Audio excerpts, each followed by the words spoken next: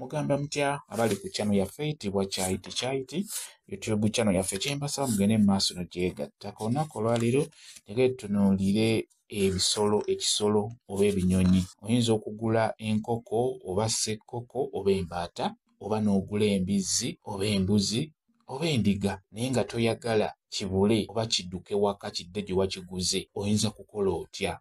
Okusookera ddala ekyokulabirako osobola okugula akabizzi nga kato naddala mu abali mu ebbali w'ekibuga abalunda. Bw'oba oguza akabizzi ako okakwata bulungi nnyo okasitula n'okatwala mu kiyungu.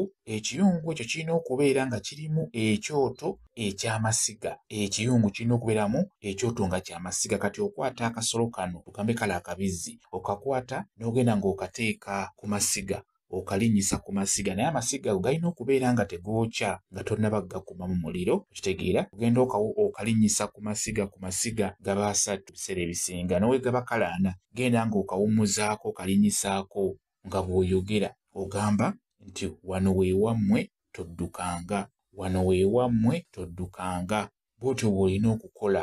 Amasiga ago ddagala nnyo gasibira ddala ebisolo ebyo ne bitadduka kudda gy'obijje ne kibeera ddala ewaka awo nga bwe nkugambye. Ogenda okirinyisa ku masiga nga bw'oyogera nti wano weewammwe toddukanga, wano weewammwe toddukanga. Ne weebeera nkoko oba ssekkoko era nayo ogikwata n'ogirinyisa ku masiga nga bw'ogamba nti wano weewammwe toddukanga, wano weewammwe toddukanga. Kijja kuba kikuyambako. Ebiseera ebisinga singa onaakikola bw'otyo enkoko eyo tejja kubula, tesobola kuddayo gy'ogijje.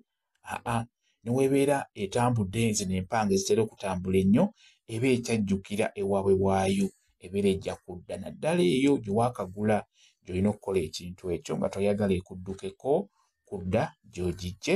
Kyekyo kye njagadde okubeera nga nakyo nkibabuulira mubeere nga mukimanya. Kambayo WhatsApp namba yange osobola okumbuuza nja kwongera okunnyonnyola ku vidiyo eno. WhatsApp namba yange eri 0778734 yeeyo WhatsApp namba yange. Mwebale kubeera ku channel yaffe eyitibwa Kyaiti YouTube channel yaffe kyembasaba mugende mu maaso n'ogyegattako mubeere bulungi. Mweraba.